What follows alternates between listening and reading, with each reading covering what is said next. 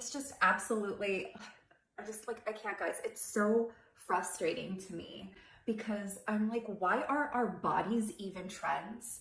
Like, why is this a thing? Why is this something that we need to like hold over our heads? Like we're dangling a carrot that we can't reach because not like most of us cannot fit these ideals, because when you say that just one body type is the ideal, then like the majority of the women out there are not going to fit that.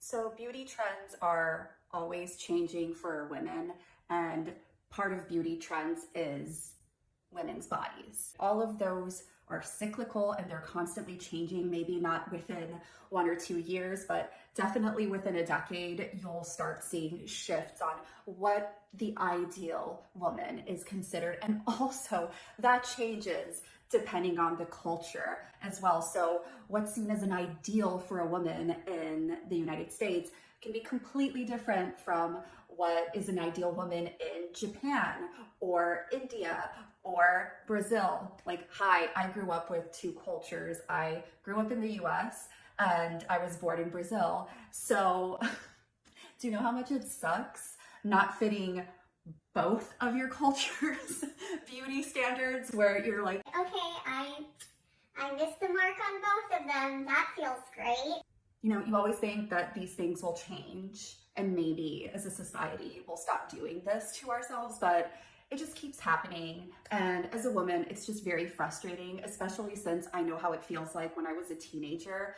I struggled with body image issues because of like seeing what the ideal woman looked like on TV and in magazines. And with social media nowadays, it's even more pervasive and like loud and in your face. So I can't even imagine what women are going through, especially teenage girls today, having to not only see it in celebrities and the media regurgitating what the ideal woman should look like, but then also seeing all of these influencers and women on TikTok and Instagram molding themselves to this ideal and feeling like, oh wow, maybe I'm not pretty enough or good enough or womanly enough.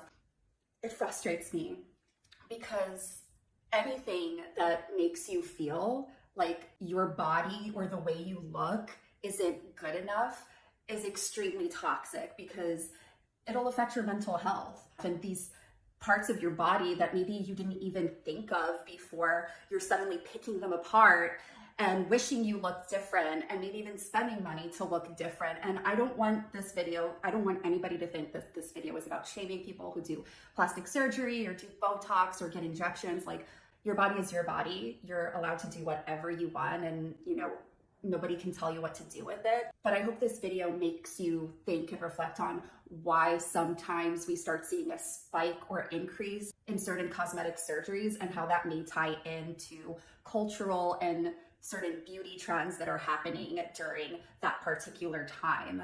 So let's actually like go back. Let's take it back a bit. Let's talk a little bit about how insane beauty trends are and how they've changed so much over the decades. So when we look throughout history, and of course most of this is going to be Western beauty standards, so bear with me here. But when we look through history, obviously we did not have, you know, selfies and Instagram or social media back then, but we can see what common beauty ideals existed for women through art. And when you look at, you know, 17th and 18th century art, you see women depicted as being like more voluptuous, like having curves. In the 18th and 19th centuries, the ideal woman's body was more voluptuous and curvy, but there was this emphasis on having this hourglass figure as the corset became popularized. Can you imagine wearing an extremely tight corset for hours? Like the lengths that women were going to achieve this look. In fact, long-term tight lacing led to the ribcage becoming deformed, which we shouldn't be surprised about that. And then you go into like the 1920s, which was the flapper era. And that's when more of a extremely slim silhouette became popular with smaller chests. And then you go to the 1940s, 1950s, where Marilyn Monroe became extremely popular, and, you know, the pinup girls in magazines, which had more of a voluptuous hourglass figure. Again, so we went to very slim to curvy and hourglass being in again. And then you go to the 80s with the popularization of exercise and, anybody heard of jazzercise? Workout videos and gyms. Slim was obviously still in, but being toned and working out was more popularized. And then we go from the 80s to the 90s, where the so-called heroin chic became popular thanks to several fashion designers prioritizing that type of body on runways. And that was like the era of Kate Moss and several supermodels and celebrities that were just extremely thin. And there are some women that are naturally slim, but there are a lot of women that have to go through extreme unhealthy lengths to maintain and achieve that body, which is just not safe. And then popularized by the Kardashians in the 2010s as they became popular, then the whole like slim thick look was in, right? Like you're still slim and you've got like a toned small waist, but then you've got like the big hips, big booty, you got the boobs going for you, and it's just like constantly changing. If you look at women's bodies and ideals throughout time, like it's constantly shifting from one end of the spectrum to the next, and then we're here and then we're there. And for women, you never win, because it's like you're just constantly trying to catch up to these ever-changing beauty ideals if you start taking them extremely seriously. And it's hard not to let it affect you when you see it everywhere. You see it in the media, like on TV, on Instagram, and it's frustrating and it's honestly a little depressing. So I wanted to share that with you. Like, just look at how women's bodies, how they were popularized in media throughout not only throughout the latest decades, but throughout centuries, how that has just constantly shifted and changed. And it's supposedly changing again. I like to see the Kardashians sometimes. I can't believe I'm talking about them so much in this video. Like, no hate, but I don't watch them. But I think they're a pretty good barometer of what trends are coming into style right now, because they try to be ahead of the curve and trendsetters. And a lot of media outlets have been reporting how they've been slimming down, supposedly removing their BBLs. So there's a lot of articles out there saying that now, because, the Kardashians are slimming down, it's the thin is in era again, which is just like harmful again, because everybody's body is different. And it doesn't matter how much you work out or how much you lose weight, like your body shape is your body shape. And unless you spend a lot of money to significantly change it, like there's no way to naturally look a certain way depending on how your body is, which is normal because we're all built differently. We all come in different shapes and sizes. But that's why like these beauty standards and body trends are so harmful, because why are we trying to fit ourselves into like this one mold that isn't even achievable for most women out there? Like, why are we doing this to ourselves? It's so freaking harmful.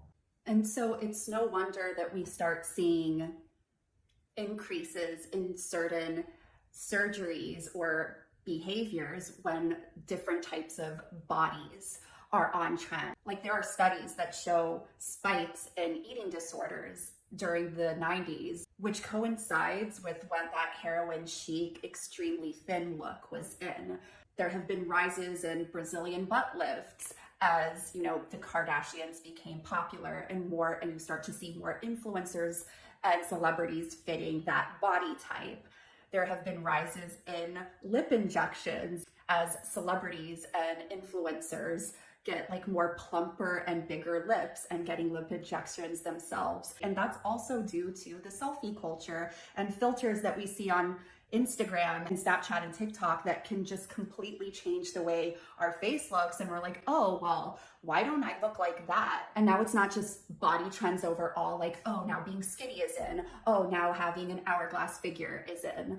Now it's even like these micro beauty trends, like, are your lips plump enough? Are your thighs thin enough? Remember like when thigh gaps were a thing and there were like workouts, you could like find workouts and tips on how to get a thigh gap, which FYI, I have never had a thigh gap in my life and I've always been pretty thin, but that's just not how my body is built. So like for a lot of us, and this applies to any beauty trend, it's just not attainable naturally. But I just hope that if you're watching this video, you start reflecting on why you may want to change yourself. If you start criticizing yourself more and thinking that a certain part of your body isn't pretty enough or good enough, or if you as a person aren't good enough because of your body, start thinking about why that may be. Is it because of the influencers that you're seeing on social media that all have a similar body type to the one that you think is the ideal?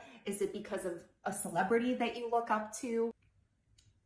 Like, these trends, these beauty standards weren't made for you to feel good about yourself. Because if you felt good about yourself, then who would make money off of you? I know that sounds a little harsh, but that's honestly my opinion on it. Because if we were all happy with the way we looked, then, I mean, a lot of people would be out of a job. People wouldn't be spending money on, you know, waist slimmers or on diet pills, on Botox, or any of these other things. And I'm not saying that if you go get Botox that you hate yourself, obviously not.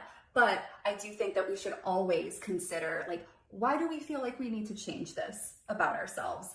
Did I always feel this way, or am I feeling this way now because of something?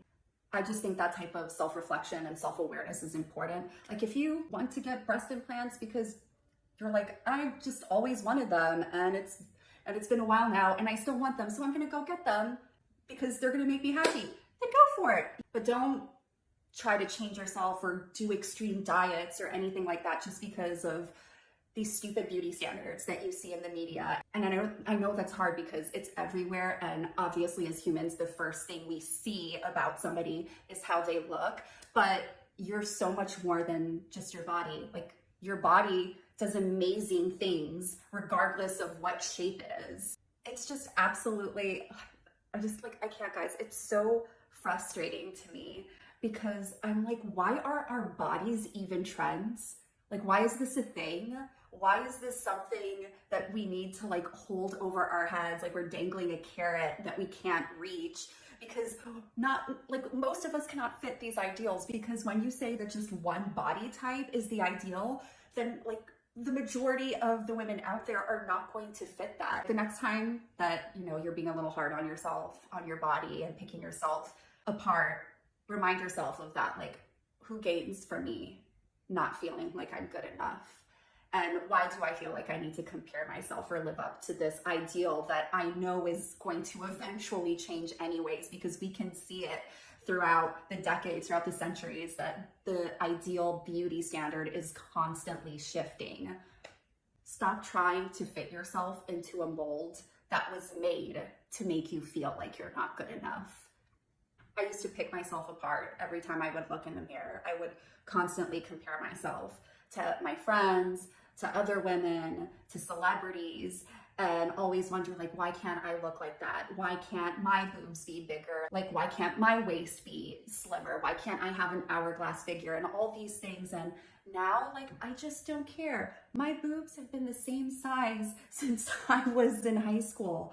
Nothing about my body has changed that much. What's changed is how I view myself and how I've learned to love myself and accept, like, okay, no, I don't have big boobs. Would I be mad if I did? No, like, that would have been great. But you know what? There's pros to having, you know, a small chest too. It's not all cons. So it's flipping the script, switching the perspective, and finding a way to embrace all sides of yourself. And I don't want this also to come off as toxic positivity, just love everything about you. No, like, because that's hard, and it's not going to be that easy every day. Like, yeah, sometimes I wish that my shoulders were slimmer and my waist was smaller, and that maybe I had a bigger booty and bigger boobs. But at the end of the day, like, it's all aesthetic. I know that it doesn't change who I am on the inside, which is so much more valuable, is that personal growth and the type of person you are, than something that's just on your exterior that will most likely change with time. Because as you age, your body eventually starts to change whether you like it or not. So That's why it's so important to just prioritize your own happiness within yourself, cultivate growth, focus on things that bring you joy as opposed to just what you are on the outside. So yeah, thank you for listening to my rant/TED Talk on how ridiculous body trends are. Your body is not a trend. Stop trying to fit yourself into this ever-changing mold of what the ideal woman or ideal body is. Just be you. Like, that's what makes us all so amazing, is that we're all different. Can you imagine if we all looked alike, like carbon copies of each other? Picture it. It's freaking creepy. It's like, that would make a good horror movie plot. So thank you for watching this. I hope you found this helpful. And if you're struggling with loving yourself, with loving your body or accepting your body, just know that you are not alone.